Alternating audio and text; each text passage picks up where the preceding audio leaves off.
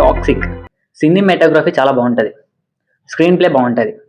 So ఇంకా బాగలేనంత ఏంటంటే గీతూ మోహన్ దాస్ తీసిందే బాగలేదు. ఎందుకంటే ప్రతి ఒక్కరు ఆల్రెడీ నెగటివిటీని స్ప్రెడ్ చేస్తున్నారు, అంతా స్ప్రెడ్ చేస్తున్నారు. మీన్స్ ప్రతి 10 minutesకి వేసుకోవడం, ప్రతి 7 minutesకి ఫైట్ ఉండడం, సో అక్కడ స్టోరీ లేదని చెప్పడం. సో అందరు రివ్యూస్ చెప్తున్నారు అనమాట. సో అది కూడా ఎగ్జాక్ట్లీ సేమ్ రివ్యూనే ఉంటుంది, కానీ కొంచెం డిఫరెన్స్ ఉంటుంది. ఎందుకంటే నేను ఈ సినిమా చూస్తున్నప్పుడు నాకు కూడా అనిపించింది అదే లేచి వెళ్ళిపోదాం రా అని. సో ఏంటంటే స్టోరీ ఉంది భయ్య, స్టోరీ లేదని అందరూ చెప్పకండి, స్టోరీ ఉంది కానీ తీయడం ఎగ్జిక్యూషన్ రాలేదు అంతే. సో ఏంటంటే కొన్ని లాస్ట్ ట్విస్ట్ ఒకటి బాగుంటది లేదనను, కానీ ఇంకోటి వాళ్ళ సిస్టర్ది నయనతారది ఒక సీన్ ఉంటుంది అనమాట ఇంటర్వెల్ని, అది కూడా బాగుంటది. సో ఇక్కడ స్టోరీ లేదని చెప్పకూడదు, కానీ ఏంటంటే దాన్ని కరెక్ట్ గా వాడి సినిమా తీసింటే బాగుండు. తను ఏం చేసింది, యష్ని హైలైట్ చేయడానికి సినిమా తీసినట్టుంది.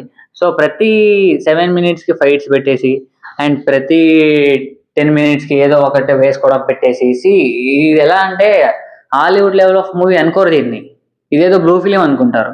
సో అలాగే అనిపించింది నేను సినిమా చూస్తున్నప్పుడు కూడా.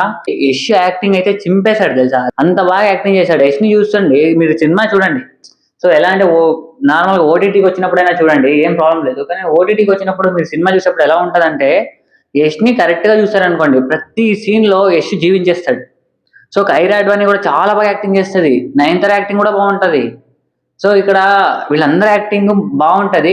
గీతూ మోహన్ దాస్ ఎలా అంటే తను ఒక ఉమెన్ అయ్యండి ఇలాంటి సీన్లు ఎలా వస్తారో నాకు అర్థం కాలే. ఏంటంటే ఒక ఉమెన్ అయ్యండి ఉమెన్ ఇంత దారుణంగా చూపిస్తారా భయ్యా, నాకు అర్థం కాదు. సో యష్ ఇన్వాల్వ్మెంట్ ఉంటే యష్ కూడా చెప్పలేకపోయాడు తనకి ఇదంతా తప్పు అని, నాకేం అర్థం కాలే. సో యష్ అయితే యాక్టింగ్ చేస్తాడు, బాగా చేస్తాడు. బట్ ఇలాంటిది కొన్నిసార్లు చెప్పాల్సింది దానికి ఏంటి, ప్రతి 10 నిమిషాలు వేసుకోవడమేనా. ఒక్క డీసీ సినిమా చూశాను మొన్న, డీసీ సినిమాలో సో తన character Chandranna character prostitution character, తన్ని ఒక్క వల్గర్ సీన్ చూపించలేదు. ఇందులో ఉన్న ప్రతి హీరోయిన్ అని వల్గర్ గా చూపిస్తారు వీడు. సో ఏంటంటే రుక్మిణి వసంత్ సేఫే, మీరు టెన్షన్ తీసుకోకండి. అండ్ మిగతా వచ్చే హీరోయిన్లు అందరిది వల్గర్ గా చూపిస్తున్నట్టు సీన్స్, వల్గర్ చూపిస్తుంది. సో నాకైతే అక్కడే కోపం వస్తుంది అనమాట, ఆ ఫైట్లు లేకుండా ప్రతి 10 minutesకి 7 minutesకి.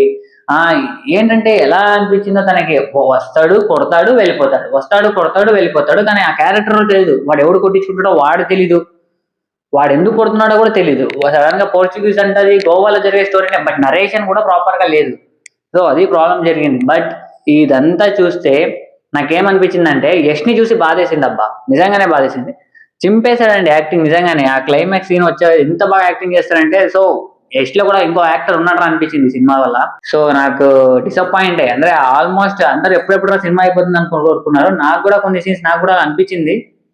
సో ఇది ఇప్పుడు నేను టాక్సిక్ సినిమా రివ్యూ చెప్పినట్లేదు, ఇది దరిద్రంగా ఉందని చెప్తున్నా ఇది. సో అది మ్యాటర్. సో గైస్ ఇంకేం చెప్పలేను, మీరు చూడాలంటే వెళ్ళి చూడండి, బట్ వితౌట్ జీరో ఎక్స్పెక్టేషన్స్ పెట్టుకొని వెళ్ళండి, యావరేజ్ అనిపిస్తుంది మీకు. అండ్ యష్ కోసం ఎవరైతే చూడాలనుకున్నారో, నేనైతే యష్ కోసమే వెళ్ళాను నా ప్రాపర్గా, నాకు ఆల్రెడీ తెలుసు స్టోరీ వరస్ట్ ఉంటుందని. ఇలాంటి వీడియోస్ కోసం please subscribe to our channel JD cinema reviews. Okay then bye bye, see you guys.